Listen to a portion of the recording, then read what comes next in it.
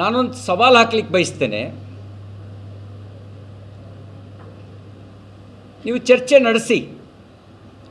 ಕಾಂಗ್ರೆಸ್ ಅಧಿಕಾರದಲ್ಲಿದ್ದಾಗ ರಾಜ್ಯಕ್ಕೆ ಕೊಟ್ಟ ಕೊಡುಗೆಗಳ ಬಗ್ಗೆ ಚರ್ಚೆ ಮಾಡಿ.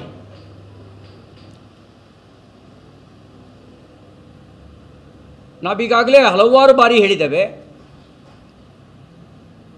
ಇಡೀ ರಾಜ್ಯದ ಇತಿಹಾಸದಲ್ಲಿ ಮಾನ್ಯ ನರೇಂದ್ರ ಮೋದಿಯವರು 10 ವರ್ಷದಲ್ಲಿ ಕೊಟ್ಟಿರುವ ತೆರಿಗೆ ಪಾಲೇ ಹೆಚ್ಚು.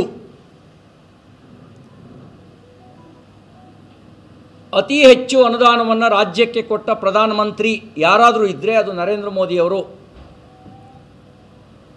ಯೋಜನೆಗಳ ರೂಪದಲ್ಲಿ, ಸಹಾಯಧನದ ರೂಪದಲ್ಲಿ ಮತ್ತು ಟ್ಯಾಕ್ಸ್ ಡೆವಲ್ಯೂಷನ್ ತೆರಿಗೆ ಪಾಲಿನ ರೂಪದಲ್ಲಿ ಅತಿ ಹೆಚ್ಚು ರಾಜ್ಯಕ್ಕೆ ಕೊಟ್ಟಿರೋದು ಮೋದಿಯವರು, ಉಳಿದೆಲ್ಲರಿಗಿಂತ ಹೆಚ್ಚು.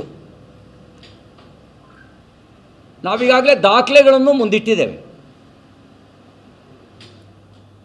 ಚರ್ಚೆ ನಡೆಸೋಣ. ನಿಮ್ಮ ದೃಷ್ಟಿಯಲ್ಲಿ ಹೆಚ್ಚು ಗ್ರಾಂಟ್ ಕೊಟ್ಟವರು, ಹೆಚ್ಚು ತೆರಿಗೆ ಪಾಲು ಕೊಟ್ಟವರು ಅನ್ಯಾಯ ಮಾಡಿದ್ದಾರೆ ಅನ್ನೋದು ನಿಮ್ಮ ದೃಷ್ಟಿ ಆದರೆ ಆ ದೃಷ್ಟಿ ದೋಷವನ್ನು ನಿವಾರಿಸಬೇಕಾಗತ್ತೆ. ನೀವು ಇದು ಯಾವುದನ್ನು ಚರ್ಚೆ ಮಾಡ್ತಾ ಇಲ್ಲ. ನಾನು ಕಾಂಗ್ರೆಸ್ ಪ್ರಣಾಳಿಕೆಯನ್ನು ನೋಡಿದೆ. ಆ ಕಾಂಗ್ರೆಸ್ ಪ್ರಣಾಳಿಕೆಯಲ್ಲಿ